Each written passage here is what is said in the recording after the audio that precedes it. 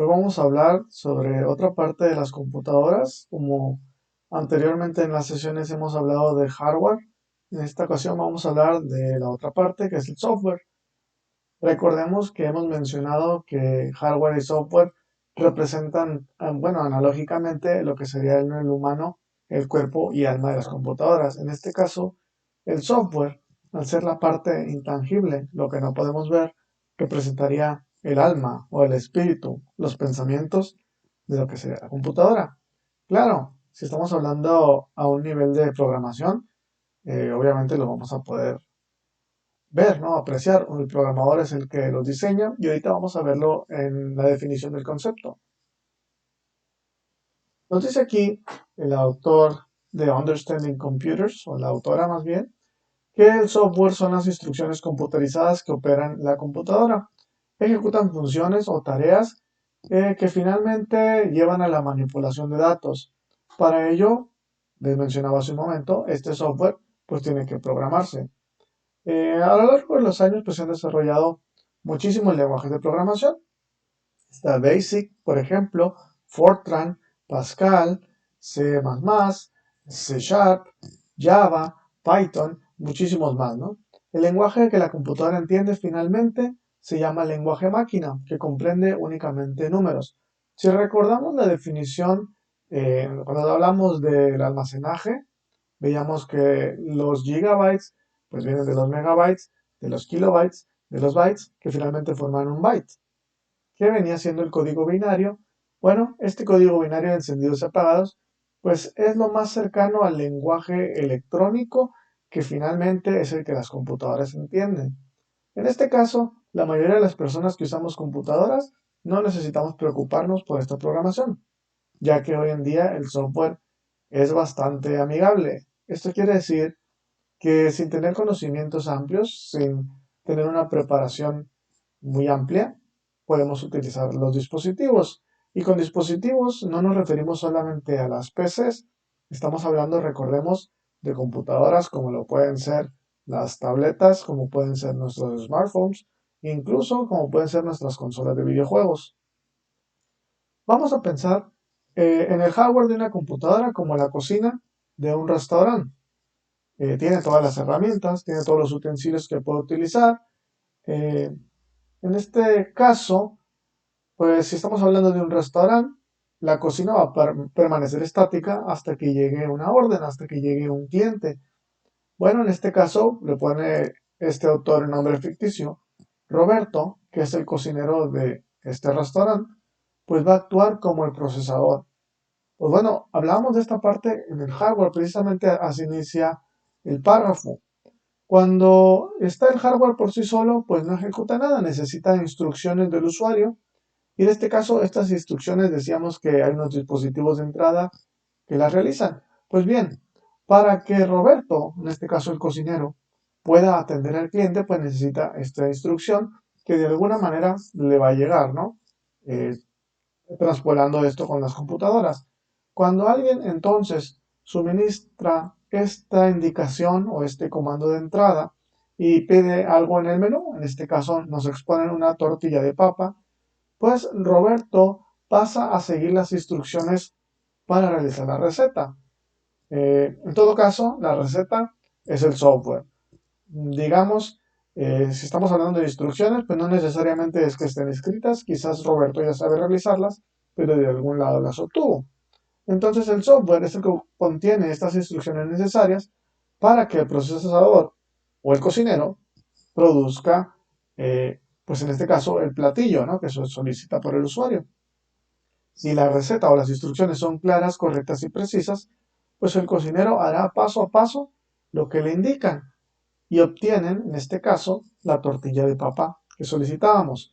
Si existe alguna definición no muy clara en las instrucciones, y es cuando decimos que ocurren glitches, ocurren bugs, ocurren errores en una aplicación, pues la tortilla en este caso pues pudiera no ser como se estaba pensando, ¿no? No ser lo adecuado y por ello nos menciona aquí que puede ser distinto a lo que el usuario desea. En fin, el software es invisible, pero es complejo.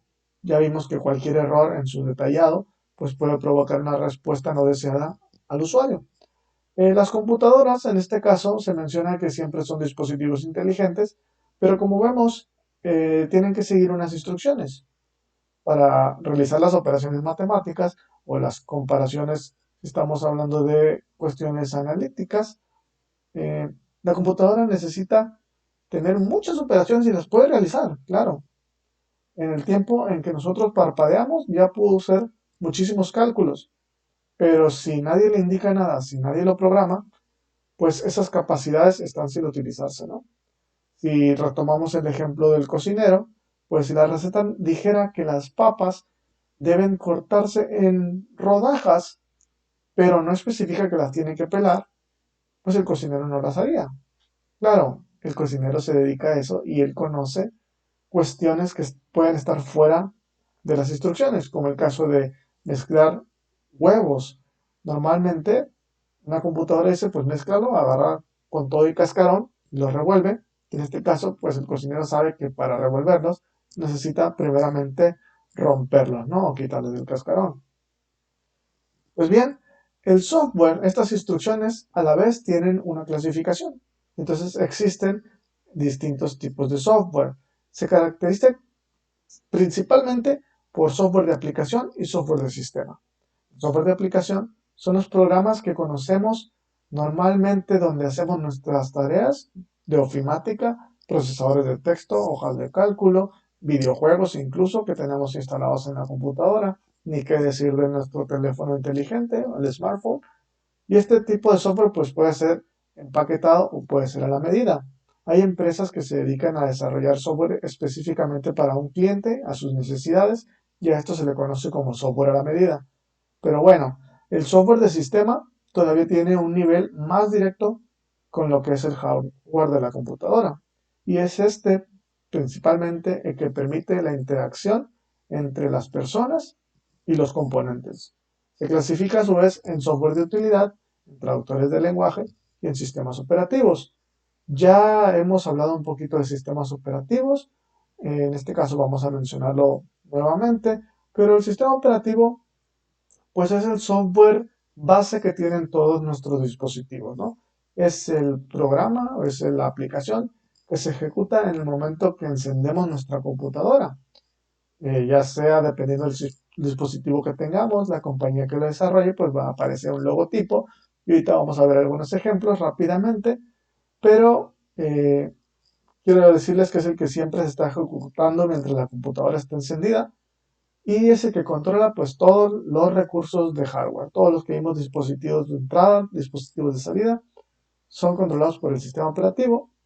Recordemos que los componentes principales pues son el procesador, la memoria y los periféricos de entrada y salida. Y cuando hablábamos del diseño amigable nos referíamos a la interfaz gráfica del usuario. Normalmente se le pone estas tres letras que es GUI, ¿ok? The Graphic User Interface, van un paso más allá, dando al usuario imágenes que permiten introducir comandos al dar clic a los iconos. En un inicio, si se acuerdan, teníamos las máquinas mecánicas donde no teníamos una respuesta visual, no había monitores, entonces todo tenía que ser a partir de eh, una serie de engranes donde podía mostrar números, dígitos y los resultados podían ser quizás impresos, mas no eran tan interactivos, ¿no? Eh, el sistema operativo es capaz de invocar directamente a muchos programas de utilidad, lo que parece pues innato para el usuario. Lo que muchas veces conocemos como drivers o controladores, precisamente es software de utilidad. Este software sirve eh, como un intérprete entre lo que el sistema operativo desea y lo que le van a indicar al periférico, al hardware. Entonces, estos controladores normalmente se instalan cada vez que ponemos un periférico como una impresora, o ponemos un escáner. Previamente, o una webcam, previamente se necesitaba, o cuando comprábamos alguno de estos periféricos, nos venía un CD-ROM para poder instalar estos archivos, o a lo mejor una página de internet pero hoy en día los sistemas operativos recientes nos hacen incluso parte de esta tarea donde lo buscan automáticamente. Ya es en caso donde no lo encuentren, donde necesitamos nosotros brindarle el archivo necesario, ¿no? Estos tipos de instalaciones pues realmente son transparentes para el usuario. La persona lo instala, pero nunca le está dando realmente una instrucción directa a una impresora, por ejemplo, sino ya es a través de un software de aplicación que es el que describimos anteriormente.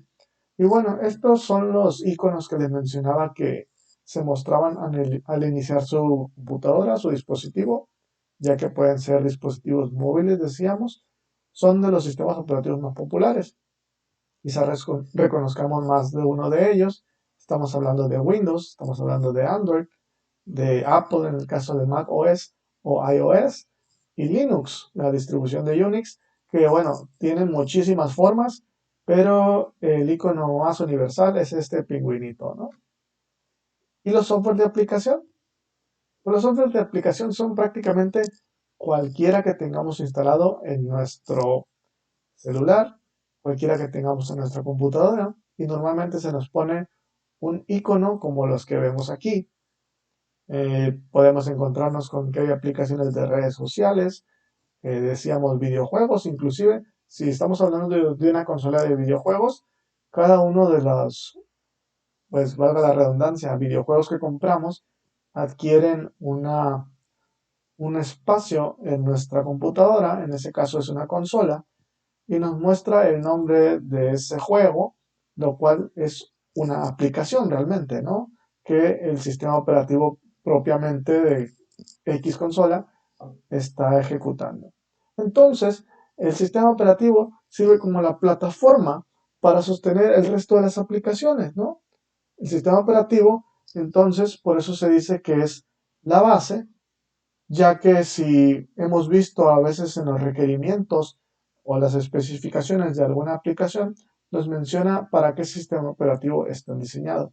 Y esto pues puede venir desde la arquitectura de las computadoras, cómo se organiza la información, cómo pasan la memoria, cómo el procesador lo lleva. Sin embargo, pues un usuario común pues no metería más cabeza en esa información, sino simplemente saber si esa aplicación puede ser compatible con alguno de los sistemas operativos, es decir, si yo quiero instalar en este caso el Office de Microsoft, pues me pide ahí unos requerimientos. Quizá no lo pueda instalar en Mac OS, en iOS, entonces tengo que buscar la versión que es compatible. Y bien, esta sería la explicación del software. A grosso modo, no necesitamos por el momento saber más. Tenemos que distinguirlo entre el software de aplicación y el software de sistema. Decíamos aquí en esta diapositiva. Y pues hablar de que el software de sistema es el software base, el que tiene comunicación más directa con el hardware, el que nos hace esta traducción de ser humano a una lenguaje máquina. Y las aplicaciones pues ya están encima del sistema operativo y nos sirven para un distinto tipo de usos tan versátil como la tecnología nos vaya dando distintos dispositivos, distintas posibilidades, ¿no? Desde el uso de cámaras, desde el uso de sensores, lectores de huellas, lectores de iris, etcétera. Hasta aquí vamos a dejar esta sesión. Nos vemos pronto. Hasta luego.